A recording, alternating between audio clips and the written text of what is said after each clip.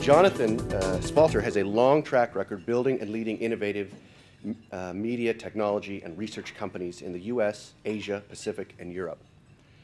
He founded the independent investment research company Public Insight and was CEO of Snowcap, the digital music licensing company founded by the creators of Napster.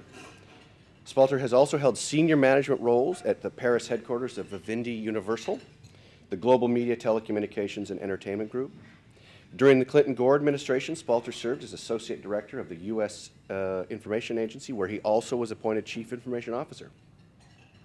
He also served in the White House as the Director of Public Affairs for the National Security Council staff and Chief International Affairs spokesman and speechwriter for Vice President Al Gore. He currently serves as Chairman of Mobile Future, a coalition of cutting-edge technology and communications companies, consumers, and a diverse group of nonprofit organizations working to support an environment which encourages investment and innovation in the dynamic wireless sector. So please join me in welcoming Jonathan Spalter.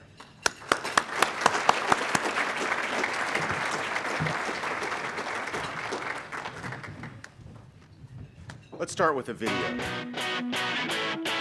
Hello, Internet. We have 2 minutes and 51 seconds to explain that 2010 was the year that mobile connected the world. Consider. 2009, 300 million apps downloaded. 2010, 5 billion apps downloaded. If the world population grew at the same rate, it would jump from 7 billion people in 2009 to 112 billion people in a single year. But that's not really happening. This is the Mobile Year in Review 2010. In 2010, location-based services dominated. 2009, 200,000 Foursquare users. 2010, 5 million users. And 1 check-in from an astronaut in space. In 2010, social media continued the move to mobile. 347% growth in Twitter mobile usage. 200 million mobile Facebook users. 100 million YouTube videos played on mobile devices every day. In 2010, half of all page views were to social network sites. Growth in one company's data traffic since 2008, 3,000%. Cell phones and desktop internet connected 1 billion people and devices, with a projected 40 times growth by 2015. The digital camera died in 2010. Your mobile phone's looking very guilty. February 2010, iPhone becomes most popular camera on Flickr. 2010, 76% of adults use their phone to take pictures. That includes your mom, by the way. In 2010, we learned that these app things aren't just all fun and games. In 2010, there was an app for just about everything. While those apps are great, the kids still love to text. 3,339, mind-blowing, average number of texts sent per month by U.S. teens. For mobile carriers, 2010 was competitive enough to make Darwin blush. 96% of mobile users can choose from 3 or more providers. 92% are satisfied with their providers. Lowest rate per minute of 22 developed nations. Record 77 million smartphones shipped in the fall of 2010 alone. Plus, there's always this. 2009, 3G mobile internet on Mount Everest? No. 2010, 3G mobile internet on Mount Everest? Yup. But let's talk about the monies. Jobs created by mobile industry, 2.4 million. Money invested by wireless providers in 1 year, 20.4 billion. Fun fact if you like good news and money. Average wireless industry job paid 50% above the national average. To review, 2010 meant more usage, more data, more handsets, more apps, more developers, more competition, more mobile. Good afternoon, everybody, and I'm so happy to be here. You won't hear this often, but please remember, as a courtesy to your neighbors and to the speaker, please keep your cell phone on. It really is a pleasure to be here in the Tri-Cities. Let me start, of course, by thanking our organizers, the Tri-City Chamber of Commerce. Let me thank Toby Boucher, Lori Mattson, and Colin Hastings for their good work in bringing all of us together. A wonderful introduction by Tom Gurr of the PACTech. I've gotten to know Tom over the years, and I can tell you that PACTech is a fantastic and important organization in Washington that's bringing real innovation to the dialogue about technology and innovation. You know, it's extraordinary what's happening in technology today, but the kind of important work that's happening here at the Tri-City Chamber at PacTech of bringing human beings together, talking, networking, thinking about ideas, envisioning and brainstorming about the future, that will never go away. That will only be more important, and their work is hugely, hugely important in that regard. I'm glad to see Representative Clippert here. Hoo-ha. He's a guy that I actually was able to meet a couple of years ago earlier. And let me also say I was really touched by the achievements of Ethan and Tate and the wonderful essays that you guys did. I hope my kids can potentially come up here once and get an award like that. So congratulations to you all. I was reflecting on my way to in the plane last night as I was thinking about Tri-Cities and the contribution that you already have made as a community to the national technological landscape. You know, you only have to drive through Richland City to know about your commitment to science and engineering. So many of the streets here are named after engineers. The designer, the chief engineer for the Panama Canal, George Washington, a surveyor. I feel very much at home in a community like the Tri-Cities that already has such a deep and fantastic tradition of commitment to technology, to engineering, and to envisioning and implementing the future. You've been there, you've bought that t-shirt already, so I think that my remarks today are going to be old hat in a sense. Let me start by just saying a couple of things. When we're talking about the mobile future, we're talking more than just about the ability that we have in really special ways to communicate with each other on these types of devices. What we're really talking about is the future of our economy, the future of innovation, the future in many ways of American competitiveness. Can mobile and wireless technology power economic recovery and growth, not only here in the Tri-Cities and in Washington as a state, but in our nation in general? I believe the answer is absolutely and definitely yes. And that's why we're here today having this conversation. The opportunities truly are extraordinary within our industry, but they also extend through virtually every major sector of our economy, scaling up to the largest global corporations and powering a revolution in how small businesses also do business and create jobs in what we all know still is a rather difficult economy. This growth and expansion comes at the nexus, as Tom had mentioned, of sound policy, breathtaking mobile innovation, and its daily application throughout the business communities. Not only the large businesses, but right down to the grassroots where we're working here in communities like Richland.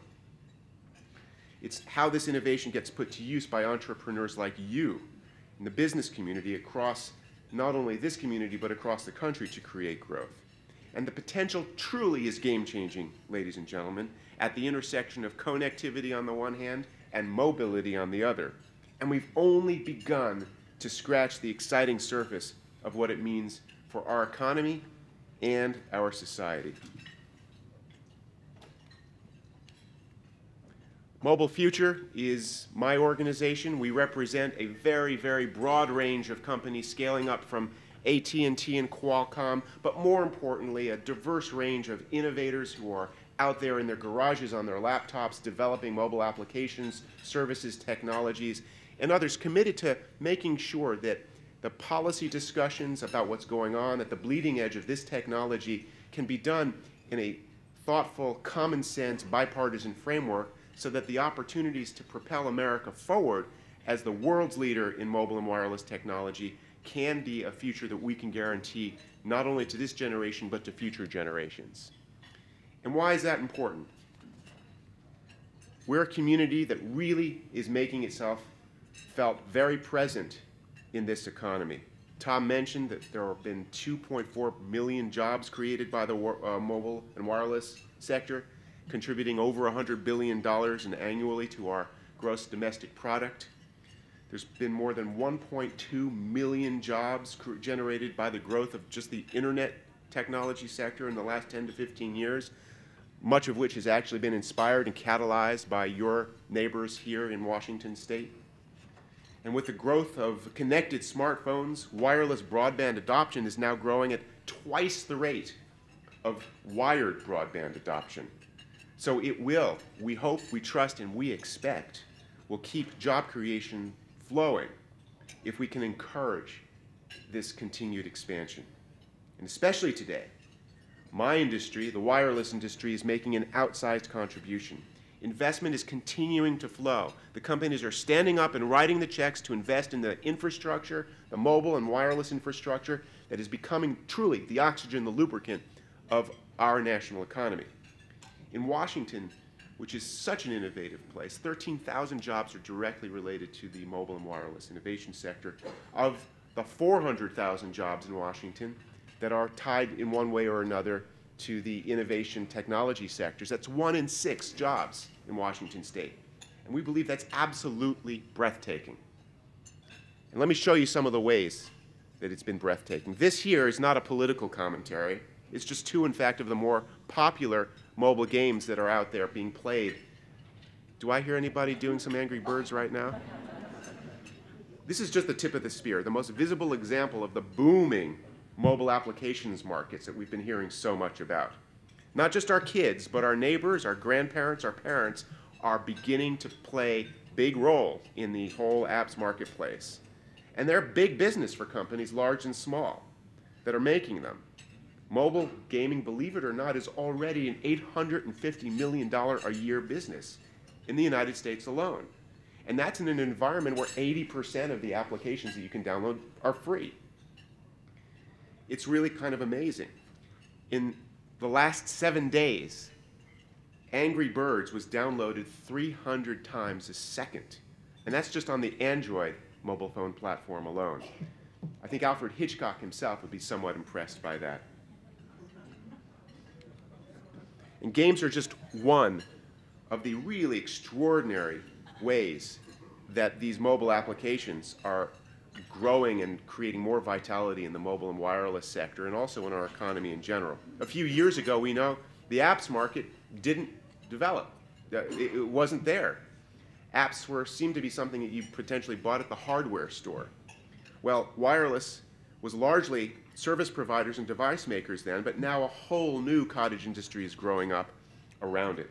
Apps, like most breakthrough innovations, came out of virtually nowhere to emerge as the second largest revenue segment of the mobile and wireless industry, behind only internet access. It's now a $6.2 billion market this year, and as I said, that's despite the fact that 80% of these apps are free. It's expected to grow, believe it or not, by 2013, in 2 years, to a $30 billion national business in the United States of America. The numbers are breathtaking. Apple announced in January of 2009 that 300 million apps were downloaded. But guess what? By June 2010, it was 5 billion downloads. By June of this year, it's expected to be about 11 billion downloads. It's an opportunity that everybody is chasing, from the proverbial Silicon Valley entrepreneur to the more elite corporate tech labs around the world, potentially even at the Pacific Northwest National Laboratories. I had the opportunity to talk to one of your colleagues there, and I know that there's so many wonderful opportunities that we're beginning to see, not only here, but around the country in this space. And the implications ripple throughout the society in general. Think of a blind person who can now be guided down the street by voice-activated, location-based mobile mapping services, or who can now go to the grocery store and have their mobile device read a barcode and announce the contents of what's on aisle 2. And the revolution ripples around our economy as well. Wireless is fast becoming the foundation of growth around various sectors of our economy. It's enabling small businesses to conduct businesses from just about anywhere. The food cart guy in this photograph has a fully connected cash register and inventory management system wherever she sets up shop. She also has a real-time marketing tool broadcasting her location to her devoted followers on Twitter. It's pretty breathtaking, but it scales up all the way up to real-time management of large-scale business processes and logistics. Here, this is a Boeing plant, another part of the state, where you see mobile innovation being implemented to increase productivity and reduce costs on assembly lines. It's a very powerful combination. The virtually limitless potential of the internet on the one hand, and the increasingly robust functionality of mobile devices and applications. Essentially, thanks to the robust connectivity of third-generation networks and now fourth-generation networks, the innovation smartphone device marketplace, and the endless customization of that marketplace by these limitless number of applications, 400,000 and counting, by the way. You basically have the ultimate digital Swiss Army knife now available in your cell phone, is customizing the tools of our life, our jobs, our businesses, the way that we work, the way that we play, the way that we're engaging with each other, our society, our families, and the broader world. So it shouldn't become a surprise to any of us here today that by nearly a 3-to-1 margin, that's 49% to 17%, that it is small businesses, small business owners who are turning to smartphones more than the overall US population. These are essential and high-value tools for the growth of virtually any business. We've seen that, and we're going to expect even greater catalytic changes in that space in the days to come. Location-based services. These are the services that help you and market to you based on your personal preferences and your physical location at that time are also picking up an incredible amount of steam. You don't have to worry if you remembered that coupon. Your device will help you find the nearest Starbucks, order your favorite latte, and get a 10% discount. In many major cities, it can even help you find the nearest available parking space, believe it or not.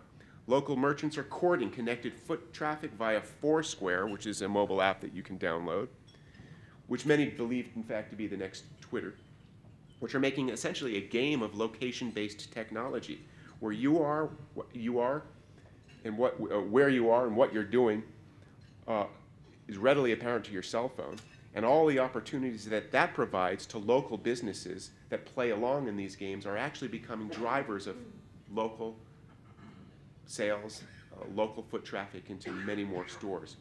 In fact, more than 5 million Americans have begun playing these Foursquare games. Last year it was just 200,000, and Foursquare believes that number is going to double just in the next 8 months. Opportunities are emerging hugely and quickly. I think President Obama got it right. This is the next great transformation of our society. What you see him doing right there, he's texting on BlackBerry 1. There's virtually boundless potential at the intersection of mobility and connectivity, and we are just getting started. The political leadership in Washington, I think, knows this profoundly well and have been teaching it to the rest of us for quite some time.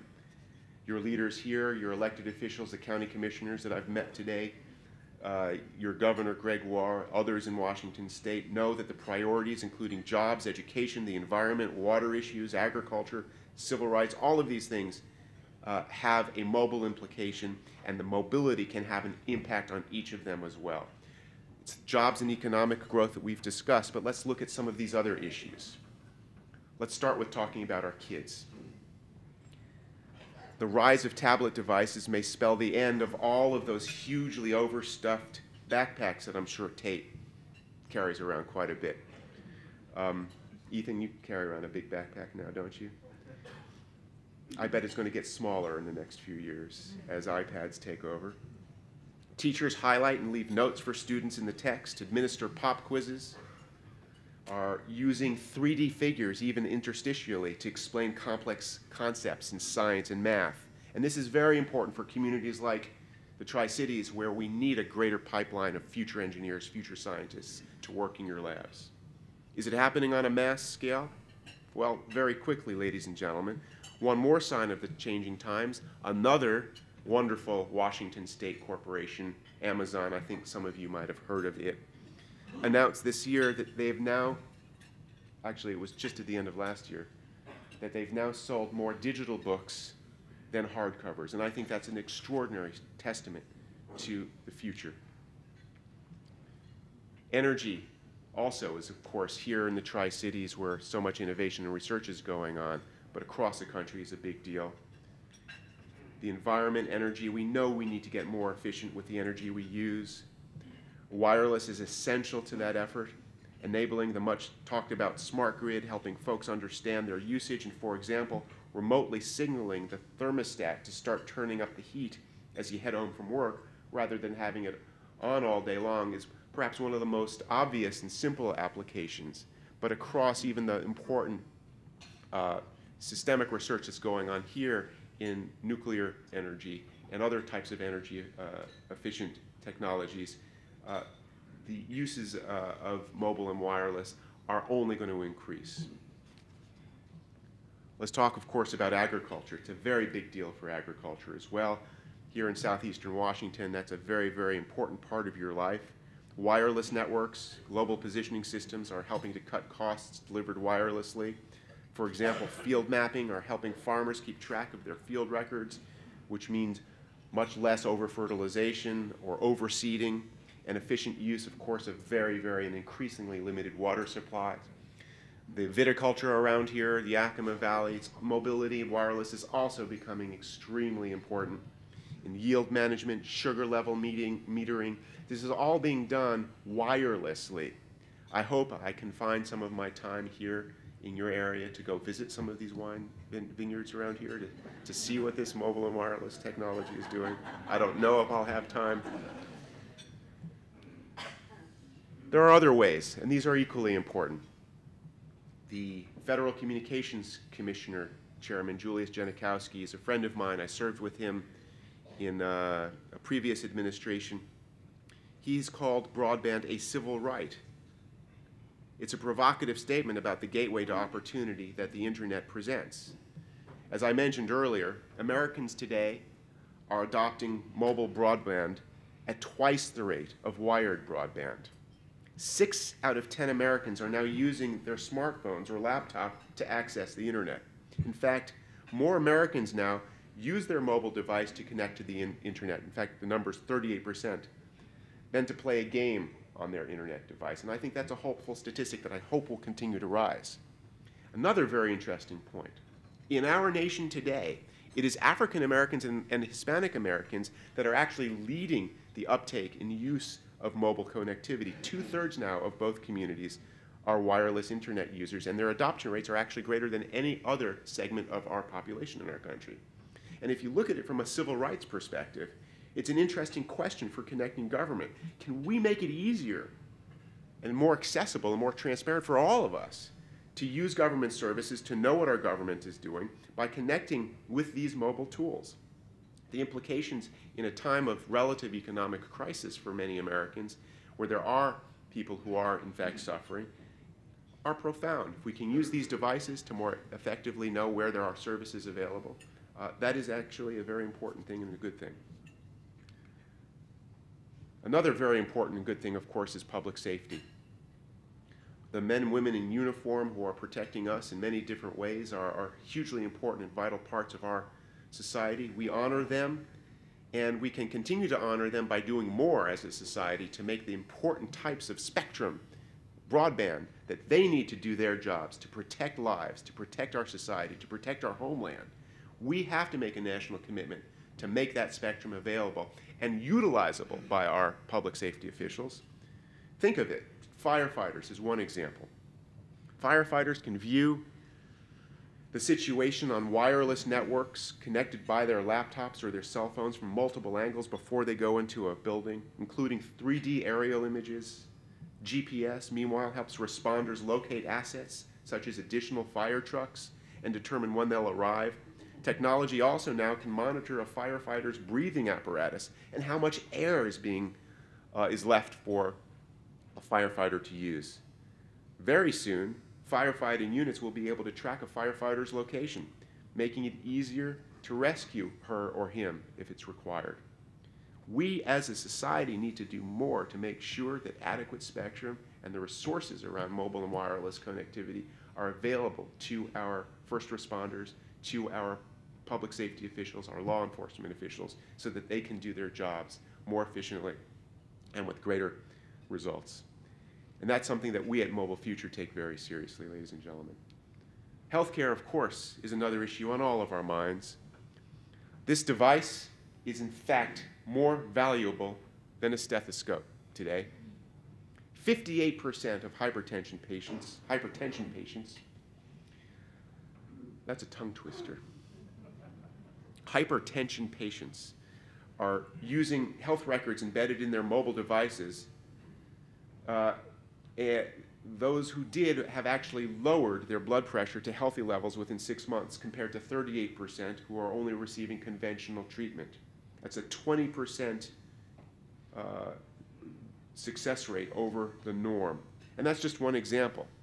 We hear more on a daily basis. Tom had mentioned some here in Washington State. Diabetic patients in the Cleveland Clinic who are using smartphones to transmit vital signs, reduce doctor's office visits compared to patients who don't use cell phones to track readings. In Austria, where important research has been going on, investigators found that congestive heart failure patients had fewer and shorter hospital stays when they used a wireless system to transmit their vital statistics, medication information, and health status to their physicians. Mobile is the next great transformation in technology, and indeed in American medicine.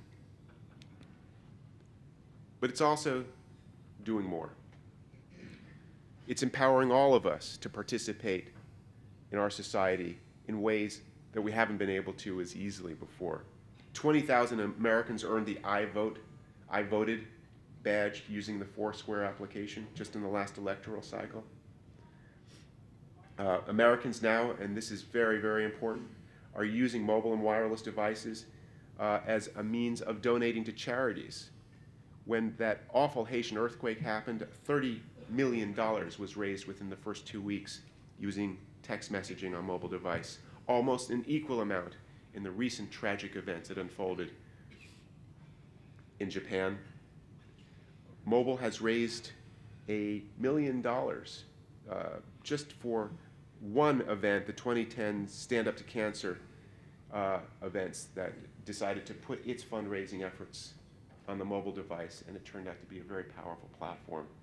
One of our important members at Mobile Future is in fact a Washington State group called Mobile Giving, which is pioneering how we can more effectively use mobile and wireless devices like this so that we can donate to our schools, donate to local communities, donate to national or international efforts simply by using text messaging technology. So we know that the potential is vast, and the sheer scale of the revolution is jaw-dropping.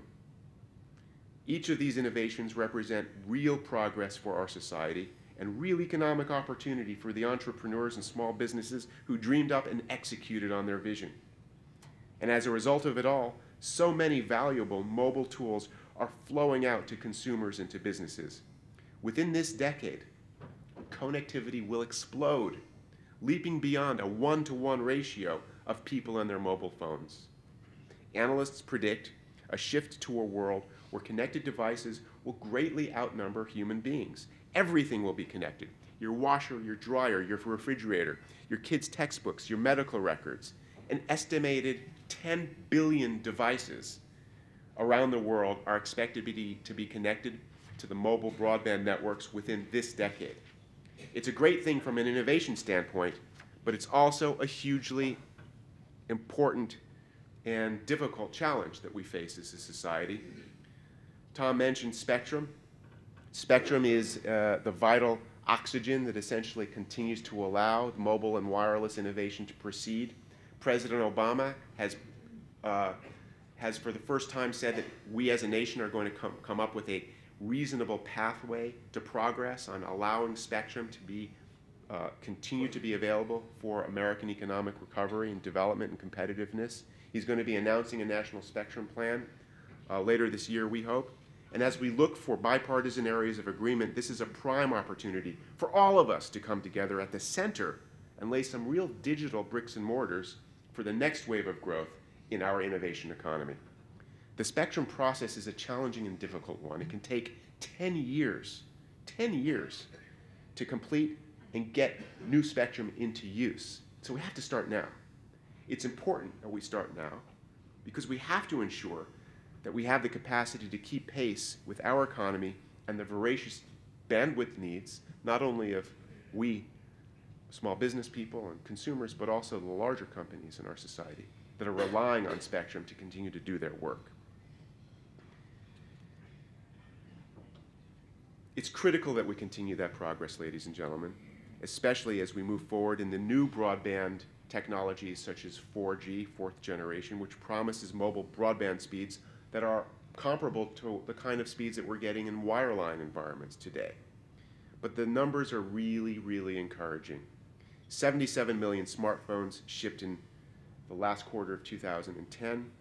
Traffic over US wireless networks have actually been increasing to a point where now 1.5 times the entire contents of the Library of Congress is being transmitted on US wireless networks every hour of every day for the last 6 months. Think about that. And since 2006, the wireless industry has stood up, and it's not only put its shoulder and its mind to this challenge, but it's also put its checkbook. Tom mentioned that $20 billion annually is being invested by the private sector, not government, but by the private sector who believes in the promise of this landscape in the US mobile infrastructure. And we need to keep it up. We need to give private sector businesses the tools to do what they need to do to continue that capital investment. We need policies that support their risk-taking. And just so you know how serious a push this is around the world, in 2010, 3G, as we showed in the video, was in fact installed on Mount Everest. So we really are going to the ends of the earth. But we also are going to be doing so in a very competitive and increasingly competitive environment. Choice defines every corner of the modern mobile marketplace. It truly is a testament to what happens when you let market-based competition guide innovation. 2/3 of Americans can now choose from among 5 or more wireless providers and a broad array of service plans. 96% of Americans have access to 3 or more mobile providers. And in rural communities, the number is very, very close to that. It's 95% of citizens living in rural communities in our country have access to 3 or more networks. Those are pretty profound numbers. And there's no question in my mind that the customer in the United States is in charge, and that framework is driving the world's most competitive, affordable, and innovative marketplace in the world. Well, we've come a long, long time, 23 years.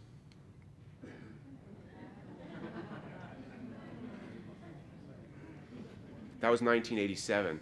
That was actually the cutting edge of technology, that brick. Today, wireless is connecting our society. It's a foundation for economic growth for companies large and small throughout our economy. And we've barely tapped its full potential. Much of the attention tends to gravitate around consumers, and rightly so. But a lot of what mobility ultimately will mean for our economy, for our lives, for our children and grandchildren, will be driven, in fact, by you, men and women who create and sustain the heart and soul of American economy, which is small business. It's important that we have constructive policies that support your continued growth. I'm so proud to represent an industry that is helping to enable this expansion. And I really appreciate the opportunity that you've given me to be able to come here to the Tri-Cities to join with you in this important conversation about our mobile future. Thank you very, very much.